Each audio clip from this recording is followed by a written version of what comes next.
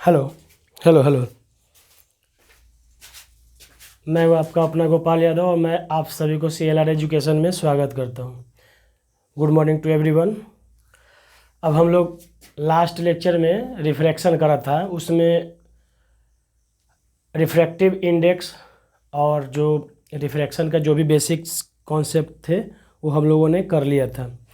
तो चूँकि refractive index हम लोगों ने लास्ट लेक्चर में करा था, तो इसलिए उसके रिगार्डिंग जो भी क्वेश्चंस हैं, ओके, उसके रिगार्डिंग मतलब रिफ्रैक्टिव इंडेक्स का जितना भी क्वेश्चन है, जितना भी नहीं, क्वेश्चन तो बहुत है लेकिन 2 3 4 5 हम लोग यहाँ पे क्वेश्चन करेंगे। उसके बाद आगे थोड़ा सा बढ़ेंगे और इस चैप्टर में और आगे बढ़ेंगे। तो चलिए देखते हैं, क्वेश्चन है जो थोड़ा कर लेते हैं।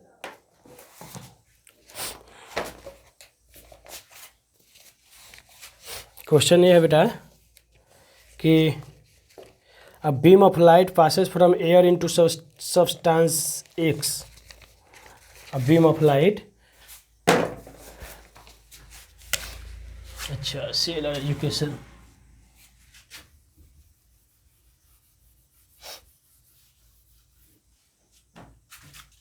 क्वेश्चन है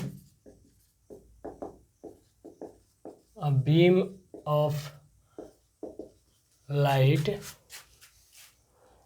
passes from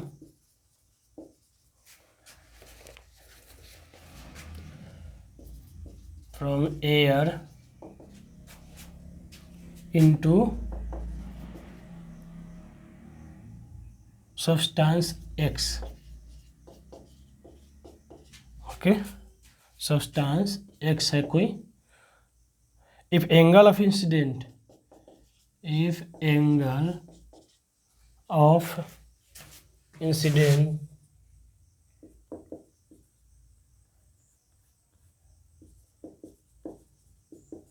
incidence be 72 degree and the angle of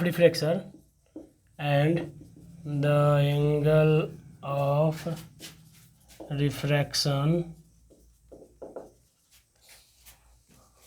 be 40 degree. ठीक, कैलकुलेट रिफ्रैक्टिव इंडेक्स। तो यहाँ पे दिया हुआ है कैलकुलेट रिफ्रैक्टिव इंडेक्स यानी कि म्यू, मैंने शॉर्ट में लिख दिया। ओके, अब देखिए क्या इसमें बहुत सिंपल सी बात है। इसमें दे दिया है एंगल का वैल्यू भी दे दिया है, आपका इसका साइन 40 डिग्री इक्वल टू दे दिया है आपका 0.642 एंड साइन 72 डिग्री दे दिया है आपका 0.951। ठीक, ये आपके पास क्वेश्चन है। ठीक, अब इसमें कुछ नहीं करना है, हम लोग क्या करना है कि हमें पता है कि म्यू इज इक्वल टू होता है sine I by sine r. अब देखिए साइन आई क्या है, मतलब इंसिडेंस क्या है, एंगल 72 यानी कि साइन 72 डिग्री अपॉन साइन, ये रिफ्रैक्टिव एंगल ऑफ रिफ्रैक्शन कितना दिया बेटा, 40 डिग्री। ओके, अब देखिए साइन 72 का वैल्यू कितना दिया हुआ है 0.951 एंड साइन आर यानी कि साइन 40 का दे दिया है 0.642। ठीक, अब इसको हम लोग सॉल्व करेंगे तो आंसर आएगा आपका, आंसर आएगा आपका कितना बेटा, आंसर इसका आ जाएगा 1.48। इसको कैलकुलेट कर लीजिएगा, 1.48 आ जाएगा यानी कि म्यू हमारे पास क्या आ जाएगा 1.48। ये आप लोग कैलकुलेट कर लीजिएगा, सिंपल है। इसको अगर हटाते हैं तो इधर चला जाएगा कितना, अच्छा ऊपर भी ये है आपका क्या बोलते हैं, पॉइंट के बाद 3 डिजिट और नीचे भी, तो ये डायरेक्ट ही हो जाएगा, वो इधर उधर कुछ करने की बात नहीं है। 951/642 हो जाएगा। ऐसे करके फिर कट कुट के अपना बराबर कर लेना सब। काटने के बाद फाइनल आंसर जो हमारे पास है वो 1.48 है, जो कि म्यू है। ओके, 1.48 है। दिल का दरिया बह गया है।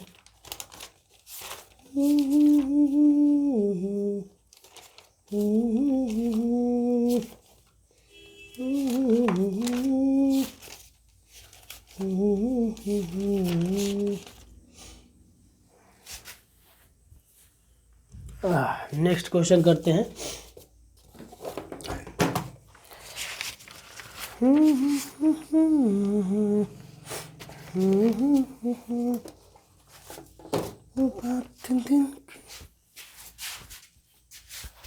लिख लीजिए और नेक्स्ट क्वेश्चन करते हैं। बहुत गर्मी है यार,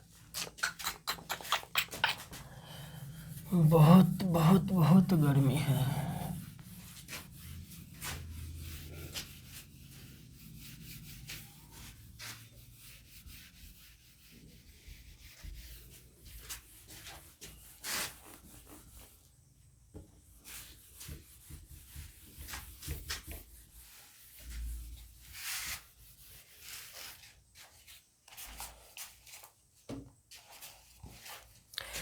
नेक्स्ट क्वेश्चन है बेटा,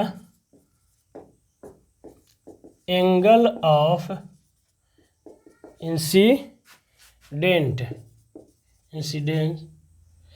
for a ray of light in air is 37 degree, okay, and refraction is 24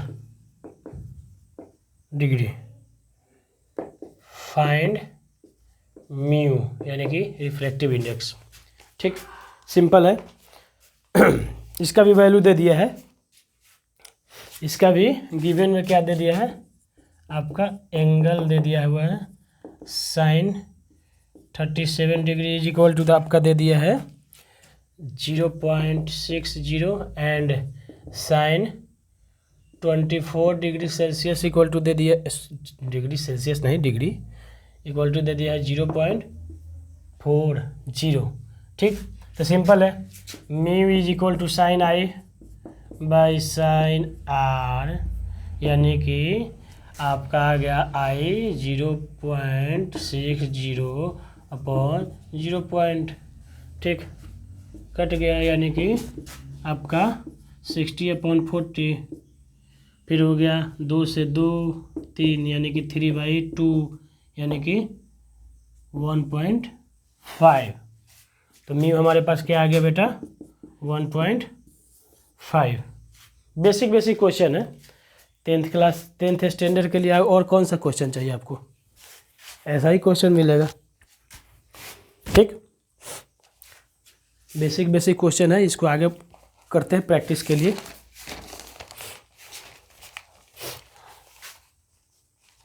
लिख लीजिए जल्दी से।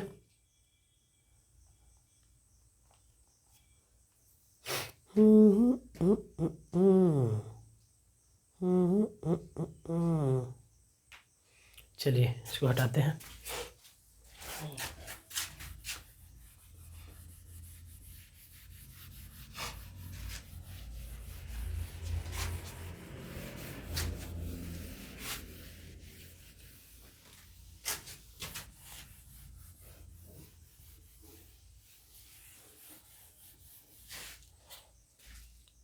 देखिए नेक्स्ट क्वेश्चन में चलते हैं। क्वेश्चन नंबर 3 है ना, 3 इजी है। Angle of incidence is 45 degree. Angle of incidence is 45 degree. Okay, and the refractive index is, and mu is 1.5. हाँ 1.5. अब देखिए find angle of refraction, angle of refraction, angle of refraction find out करना।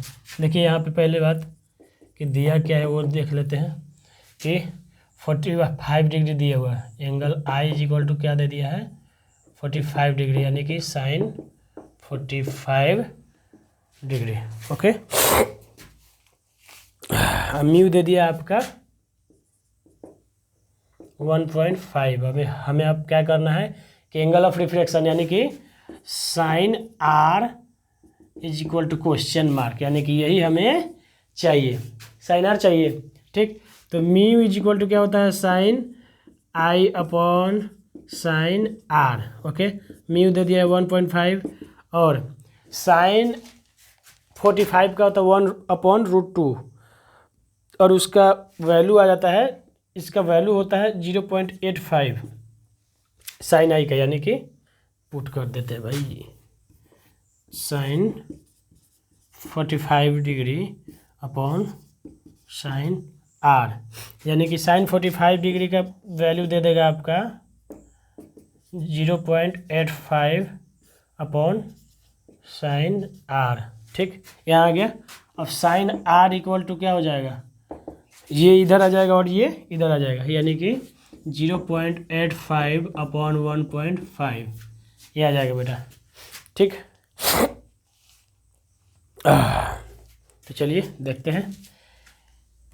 इसके लिए ये ऊपर गया 10, इसके लिए नीचे आया 100, ये हुआ ना, यानी कि हम लोग क्या करेंगे sine r equal to 85 upon 15 और एक काठी देते हैं ना अपॉन 10, ये है। ठीक, तो 15 5 से काटे 17 × 5 = 85, 17 ये हो जाएगा 3, यानी कि 17/30 हो जाएगा। और भी कटेगा क्या,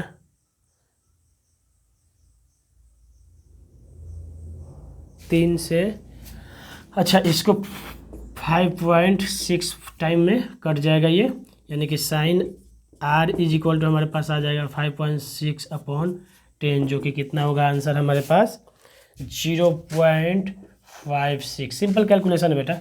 तो साइन आर इक्वल टू आ गया 0.56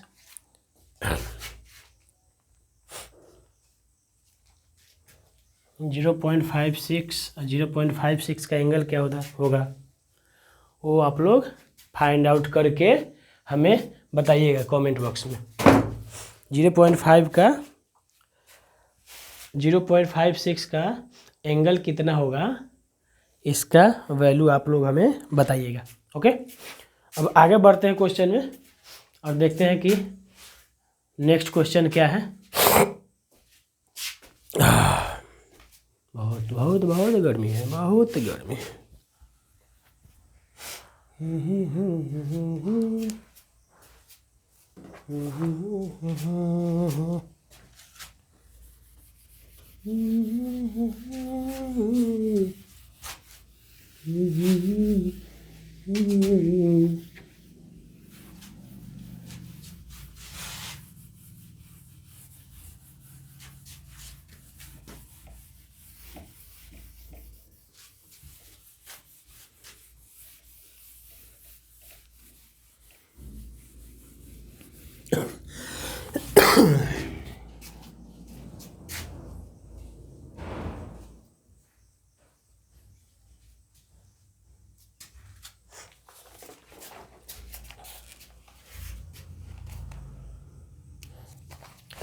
एनसीईआरटी का क्वेश्चन है, देख लेते हैं। क्वेश्चन नंबर 4 क्वेश्चन है angle of light enters from air into glass plate have a refractive index 1.5। Light enters from air to glass. Okay, plate, glass plate है, having mu यानी कि रिफ्रैक्टिव इंडेक्स क्या है बेटा 1.50 यानी कि 1.5। What is speed of light in glass, speed of light in vacuum में जितना दे दिया है। What is speed of light in glass, ठीक। और गिवन में दे दिया है यहाँ पे speed of light in vacuum, जो कि हम लोग बचपन से पढ़ते आ रहे हैं 3 × 10⁸ मीटर पर सेकेंड, ये हमारा दिया हुआ है। देखिए हम लोग क्या पढ़े थे, इजी है ये, रिफ्रैक्टिव इंडेक्स का हम लोग डेफिनेशन पढ़े थे ना कि speed of light in one medium to the speed of light in second medium, मतलब कि the ratio of speed of light in one medium to another medium. तो यहाँ पे फर्स्ट मीडियम क्या दे दिया है कि enters from air to glass, यानी कि देखिए पहली बात कि वैक्यूम दिया है, तो एयर एंड वैक्यूम दोनों में स्पीड ऑफ लाइट क्या होता है 3 × 10⁸ मीटर पर सेकेंड। समझ में आई बात, ठीक। दोनों में क्या होता है 3 × 10⁸ मीटर पर सेकेंड, ये याद रखिएगा, यही डेटा यूज करना है, बाकी कुछ नहीं, दोनों में सेम माना जाता है स्पीड ऑफ लाइट, ठीक। तो अब हम लोग लिखते हैं म्यू यानी कि refractive index, speed of light in vacuum और air upon speed of light in glass, ठीक, दे दिया है। अब देखिए म्यू दिया हुआ है, म्यू हमारे पास क्या है 1.50 यानी कि, और speed of light in vacuum दे दिया है 3 × 10⁸ मीटर पर सेकेंड, यानी कि speed of light in glass, speed of light in glass, ये हमें निकालना है, ठीक। तो ये हो जाएगा, ये इधर जाएगा और ये नीचे आ जाएगा। तो चलिए निकालते हैं, कौन सी बड़ी बात है। Speed of light in glass is equal to क्या हो जाएगा 3 × 10⁸ अपॉन 1.50, यानी कि टू टाइम्स में जाएगा, ये 2 टाइम में जाएगा ना, यानी कि speed of light in glass हमारे पास क्या आ गया बेटा 2 × 10⁸ मीटर पर सेकेंड, ये हमारा आंसर है, ठीक। सिंपल था, बहुत सिंपल है, ठीक। अब एक एनसीईआरटी का एक क्वेश्चन बहुत अच्छा है, ये है, आपको मैं बता दे रहा हूँ, कॉन्सेप्चुअल है। एक चीज़ याद रखिएगा, एक चीज़ हमें याद रखना है कि जिसका डेंसिटी ज़्यादा होगा ना उसका रिफ्रैक्टिव इंडेक्स भी ज़्यादा होगा, जिसका डेंसिटी ज़्यादा होगा उसका रिफ्रैक्टिव इंडेक्स भी ज़्यादा होगा। समझ में आई बात, डेंसिटी ज़्यादा रिफ्रैक्टिव इंडेक्स ज़्यादा, डेंसिटी कम यानी कि रिफ्रैक्टिव इंडेक्स कम, ठीक। अब ऐसा क्या होता है, क्योंकि डेंसिटी ज़्यादा होगा तो स्पीड ऑफ लाइट कम हो जाएगा ना, और स्पीड ऑफ लाइट कम हो जाएगा यानी कि उसका रिफ्रैक्टिव इंडेक्स जो हम लोग कैलकुलेट करेंगे वो भी कम आ जाएगा। समझ में आ रही है बात ना। स्पीड ऑफ लाइट कम होने का मतलब, डेंसिटी ज़्यादा होने का मतलब क्या होगा कि उसका स्पीड ऑफ लाइट जो है कम हो जाएगा। और डिनोमिनेटर में वैल्यू अगर छोटा रहे तो ऑल ओवर वैल्यू क्या होता है, बड़ा हो जाता है। समझ में आ रही बात ना। तो उस पर बेस एक क्वेश्चन हम लोग करते हैं। कि द रिफ्रैक्टिव, देखिए सुनिए ध्यान से, the refractive indices of kerosene oil, turpentine and water are 1.44, 1.47, 1.3 respectively, in which the material does light travel faster. अब देखिए इसमें पूछ रहा है ना कि किस में जो है लाइट ज़्यादा फास्टर मूव करेगा। ठीक, 3 दे दिया है, जिसमें वेरी गुड है, वेरी इजी, मतलब ये क्वेश्चन है। चलिए इसको रब करके उसको हम थोड़ा सा बता देते हैं आपको कि उसमें क्या होता है। ये ऑब्जेक्टिव क्वेश्चन टाइप के आता है ना, उसमें दे देता है। ऑब्जेक्टिव आ जाएगा 1 आध नंबर वाले, तो उसमें ये क्वेश्चन दे देंगे।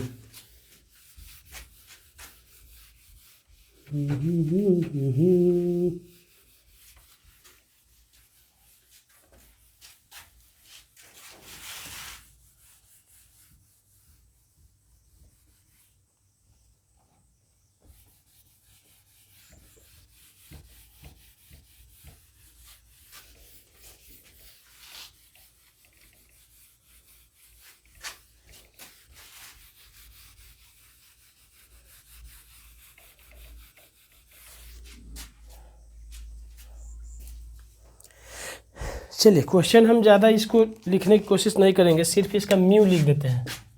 म्यू कि केरोसिन ऑयल है, केरोसिन ऑयल है, टर्पेंटाइन है एंड वाटर है।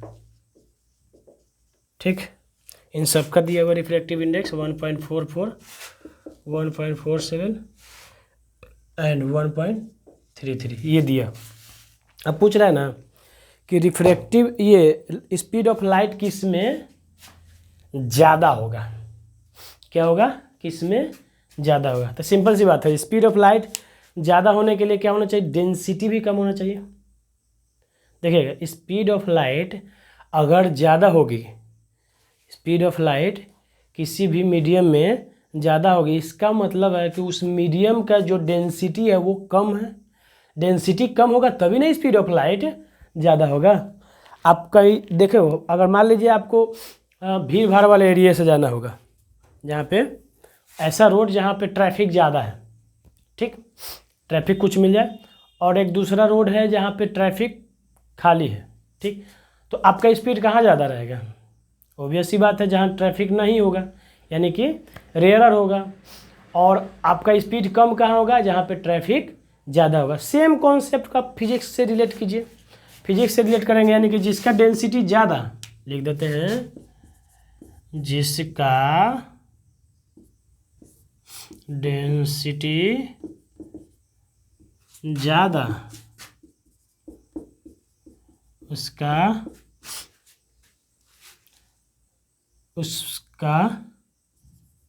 स्पीड ऑफ लाइट उसमें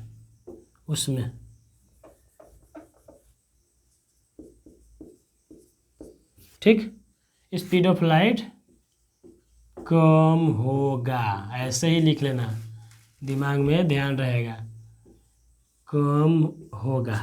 ठीक, अब देखिए स्पीड ऑफ लाइट जब कम होगा यानी कि म्यू क्या होगा, ज़्यादा होगा। ठीक, देखिए तो म्यू जो होता है ना वो डायरेक्टली प्रोपोर्शनल होता है डेंसिटी के। ठीक, म्यू जो होगा रिफ्रैक्टिव इंडेक्स डायरेक्टली प्रोपोर्शनल होगा क्या के, आपका डेंसिटी के, यानी कि डेंसिटी अगर हम लोग बढ़ाते हैं तो क्या होगा, म्यू भी बढ़ेगा। डेंसिटी इंक्रीज करेंगे तो क्या होगा, म्यू बढ़ेगा। एक और चीज़, density is inversely proportional to speed of light.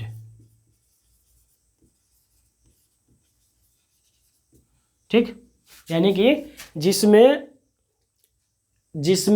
Speed of light ज़्यादा होगा, ठीक, अगर मान लीजिए इन्वर्सली यानी कि इसको इंक्रीज करेंगे यानी कि ये डिक्रीज करेगा।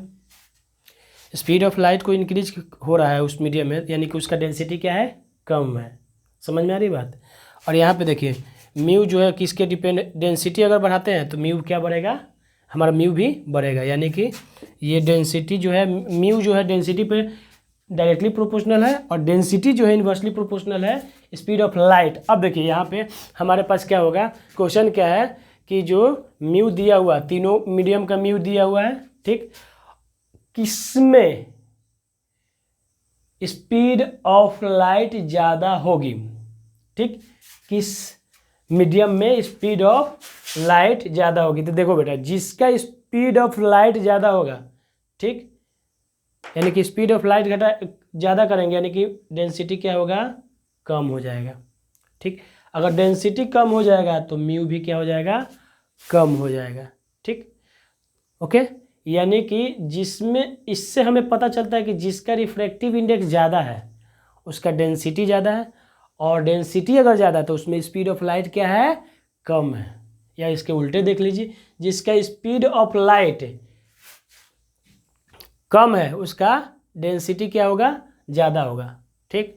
जिसमें स्पीड ऑफ लाइट कम है उसका डेंसिटी क्या होगा, ज़्यादा होगा। डेंसिटी जिसका ज़्यादा होगा उसका म्यू भी ज़्यादा होगा। यानी कि यहाँ पे देखिए ये जो 0.47 है, 0.47 है, तो ये इसका रिफ्रैक्टिव, ये म्यू ज़्यादा है यानी कि इसका डेंसिटी भी ज़्यादा होगा, ठीक। यानी कि डेंसिटी ज़्यादा है यानी कि स्पीड क्या होगा, कम होगा, ठीक। स्पीड कम होगा ना इसमें, तो इसमें सबसे ज़्यादा स्पीड क्या होगा, इसका स्पीड, फिर उसके बाद हो जाएगा आपका 1.44 और सबसे कम हो जाएगा 1.47। यानी कि सबसे कम म्यू इसका है ना, वाटर का, यानी कि इसमें स्पीड ज़्यादा होगा, उससे ज़्यादा इसमें स्पीड होगा, और उससे कम, और सबसे कम क्या होगा 1.47। क्योंकि अब देखो इसको उल्टे करके देखते थे, इसका म्यू ज़्यादा है यानी कि इसका डेंसिटी ज़्यादा होगा, इसका डेंसिटी ज़्यादा है यानी कि इसका स्पीड कम होगा। देखिए पहले क्या था, ये सीधा देख लिया कि स्पीड ज़्यादा है इसमें लाइट में, उससे कम इसमें स्पीड होगा, उससे सबसे कम इसमें स्पीड होगा, ठीक। अब इसका उल्टा करके देखते हैं कि ये रिफ्रैक्टिव इंडेक्स है ना, तो रिफ्रैक्टिव इंडेक्स सबसे ज़्यादा इसका है 1.47, यानी कि इसका डेंसिटी भी ज़्यादा होगा, और इसका डेंसिटी ज़्यादा होगा यानी कि इसका स्पीड कम होगा सबसे। समझ में आ गई बात? तो अच्छा है, मतलब ये कॉन्सेप्ट है, यही वाला कॉन्सेप्ट है बस थोड़ा सा, कि म्यू जो है डेंसिटी से डायरेक्टली प्रोपोर्शनल होता है और डेंसिटी जो है स्पीड ऑफ लाइट के इन्वर्सली प्रोपोर्शनल होता है। बस ये वाला लाइन जो है बताने के लिए ये क्वेश्चन यूजफुल है, बाकी इसमें कुछ क्वेश्चन में दम नहीं था, बस ये आपका कॉन्सेप्ट है, पता है ये वाला, तो हो गया काम, ठीक। तो अब हो गया न्यूमेरिकल। अब एक आगे हम लोग टॉपिक पढ़ते हैं, थोड़ा देख लेते हैं। अगला टॉपिक है हमारे पास कि refraction through a glass slab, refraction through a glass slab. एक ग्लास का स्लैब रहेगा और फिर देखते हैं कि उसमें रिफ्रैक्शन कैसे होगा, ठीक। इजी है, हम लोग कर चुके हैं, बस उसको एक बार देखना है कि जोर कितना बाजुए का दिल में है।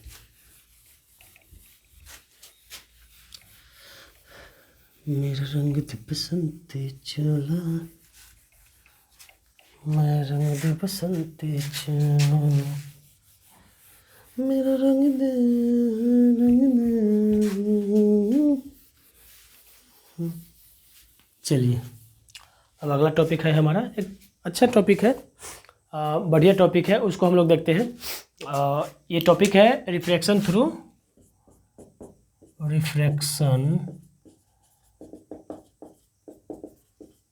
अ ग्लास स्लैब, ठीक। ग्लास स्लैब है, ग्लास स्लैब तो आप लोग सब जानते हो, ये, ठीक। ये करके दिखाओ मुझे, वो करके दिखा, ये ग्लास स्लैब है, ऐसा होता है, देखते होंगे। देखिए ये ग्लास स्लैब कहाँ पे आपको देखने के लिए मिलेगा, ऑफिस वगैरह में देखिएगा टेबल के ऊपर रखा रहता है, या जो पेपर्स वगैरह कुछ जांचने के लिए, उसको दबा कर रखने के लिए कि उड़े ना, एक छोटा सा रेक्टेंगुलर ग्लास स्लैब होता है इतना थिकनेस का, वो हो जाएगा। जिसमें थिकनेस हो एक प्रॉपर उसका स्ट्रक्चर हो, उसको ग्लास स्लैब बोलेंगे। ठीक, तो मान लीजिए ये ग्लास स्लैब है, मान लीजिए का ये है ही, हमने ग्लास स्लैब बना लीजिए, ये एयर है और ये हमारा क्या है, ग्लास स्लैब है। ठीक, तो मान लीजिए एयर से एक रे ऑफ लाइट आई, नहीं थोड़ा सा और प्यारा सा बनाते हैं, एयर से ग्लास स्लैब पे आई, स्ट्राइक किया रे ऑफ लाइट। ठीक है, अब देखिए, अब चूंकि ये रेयरर है, ये तो रेयरर है ना, रेयरर, और ये क्या है, डेंसर है। ठीक, ग्लास स्लैब डेंसर होता है और एयर क्या है, रेयरर है। दोनों का कंपेरिजन अगर किया है, ये हमारा क्या है, नॉर्मल है। ठीक, ये नॉर्मल है, जहाँ पे टकराती है इंटरफेस पे, वहाँ से परपेंडिकुलर जो इमेजिनरी लाइन हम लोग ड्रॉ करते हैं उसको क्या बोलते हैं, नॉर्मल। ठीक, अब नॉर्मल है यानी कि डेंसर में जा रहा है, तो ये बेंड किधर करेगा बेटा, इधर। ठीक, नॉर्मल के टुवर्ड्स बेंड करेगा, तो नॉर्मल के टुवर्ड्स बेंड कर गया, ये इसका आई हो गया और ये इसका आर हो गया। ठीक, छोटा छोटा बना दिया है आर। ओके, अब देखिए, अब यहाँ पे देखना क्या है कि एक रिफ्लेक्शन तो हो गया स्लैब पे। अब जब रे ऑफ लाइट यहाँ आया, यहाँ पे, और मान लीजिए ये यहाँ पे टकरा गया सेकेंड इंटरफेस पे, ये यहाँ पे टकरा गया, तो फिर यहाँ पे एक नॉर्मल हो जाएगा, होगा ना नॉर्मल। ठीक, यानी कि N1, इसको N2 मान लेते हैं। ठीक, देखिए अब क्या है ना कि अब फिर से एयर आ गया, फिर ग्लास स्लैब से बाहर आ रहा है, तो अब हम लोग इसको क्या कर देंगे, ऐसे कर देंगे। ठीक, यानी कि away from normal.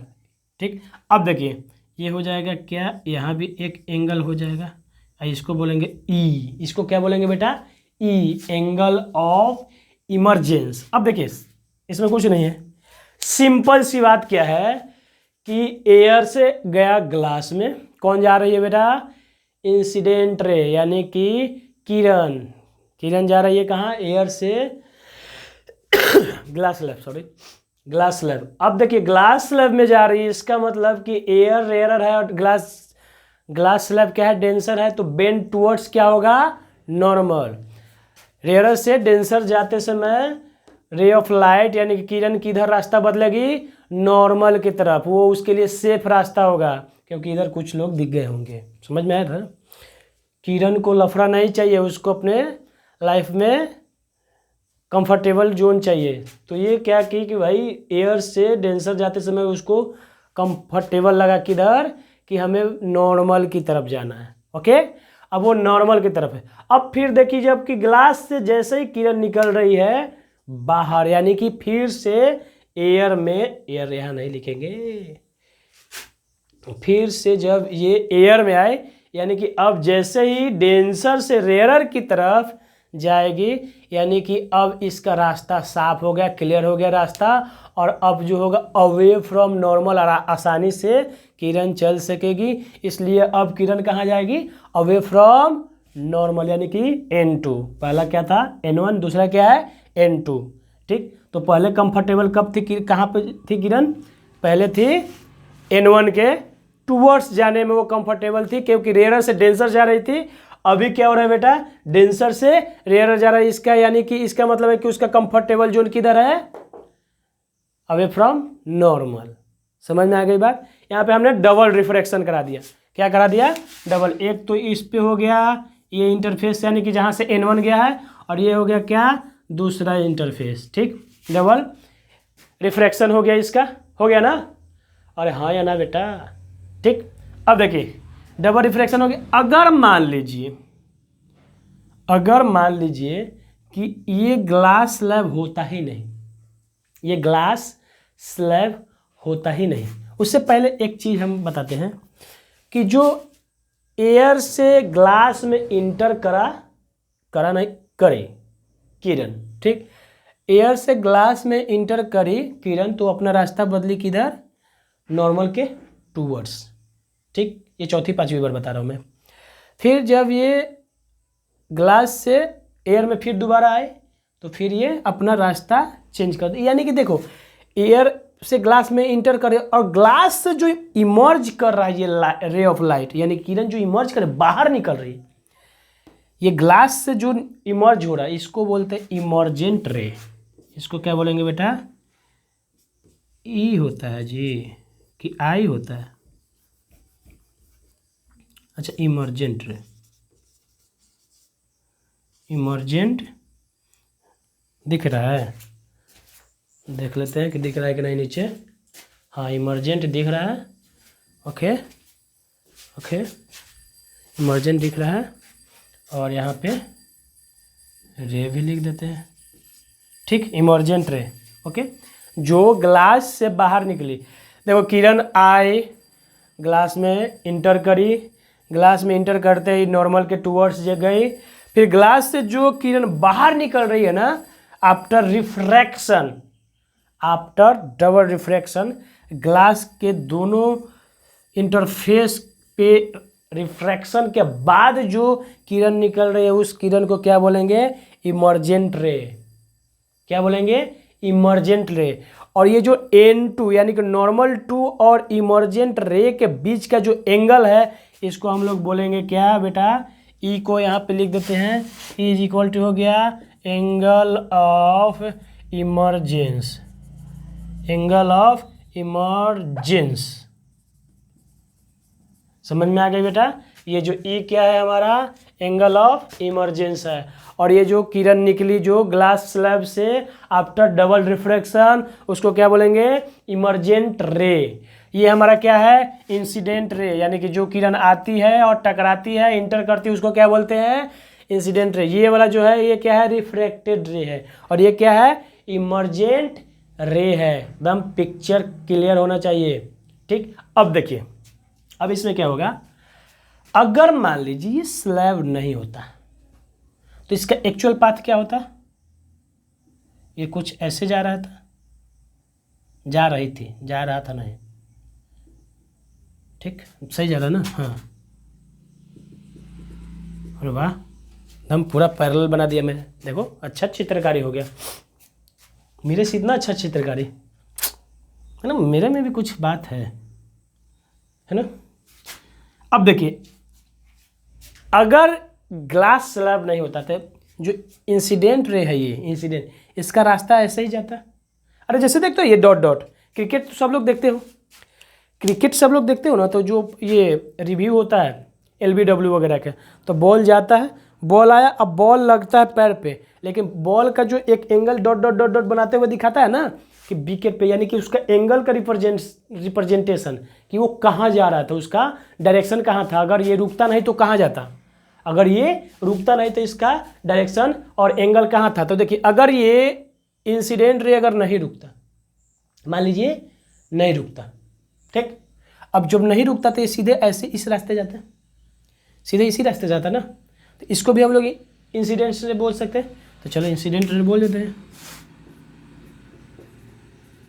Incident ray, इसको भी हम लोग क्या बोलेंगे, इंसिडेंट रे। और ये क्या है हमारा, इमर्जेंट रे। देखिए अब आएगा मजा, अब क्या आएगा मजा, ये जो इमर्जेंट रे और जो इंसिडेंट रे के बीच में एक परपेंडिकुलर हम डाल देते हैं, परपेंडिकुलर, देखिए एकदम परपेंडिकुलर है दोनों, दोनों के बीच में, ठीक।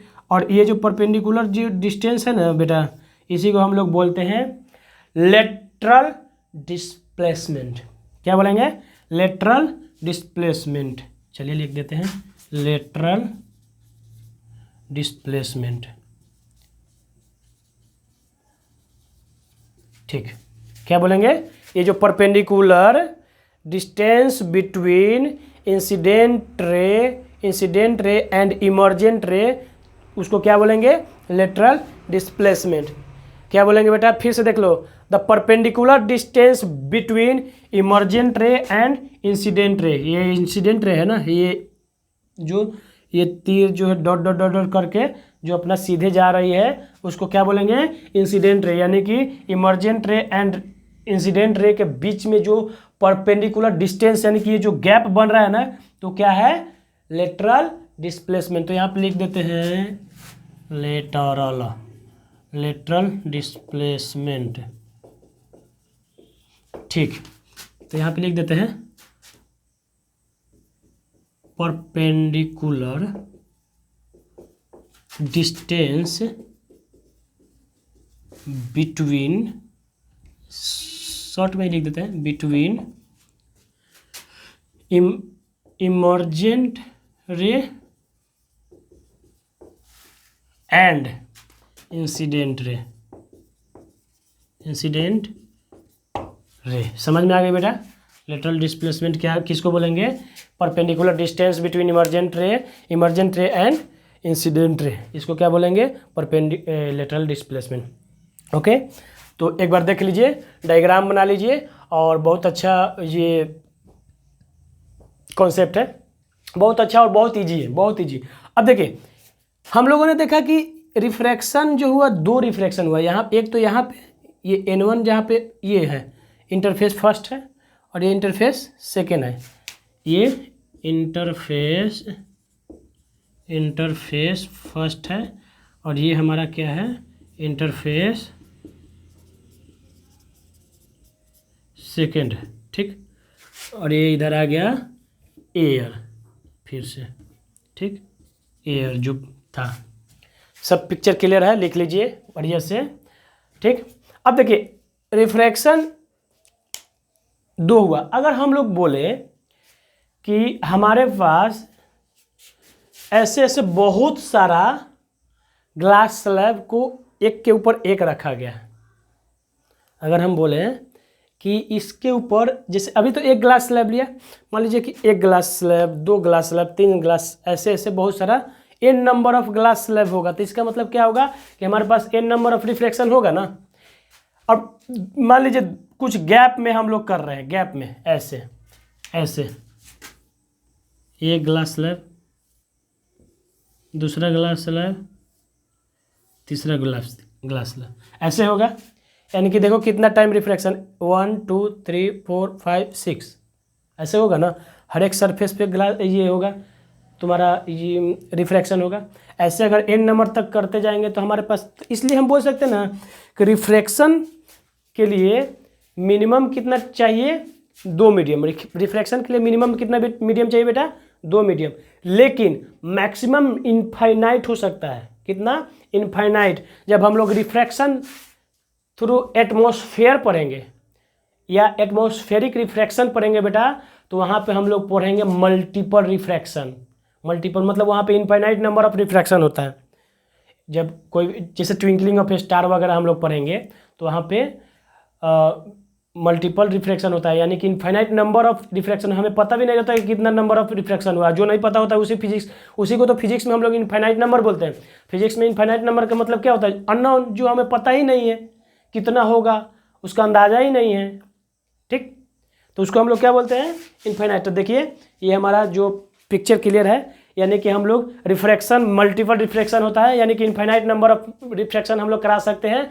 जितना मीडियम हम लोग यूज कर ले उतना ज़्यादा हमारा रिफ्रैक्शन होगा बेटा।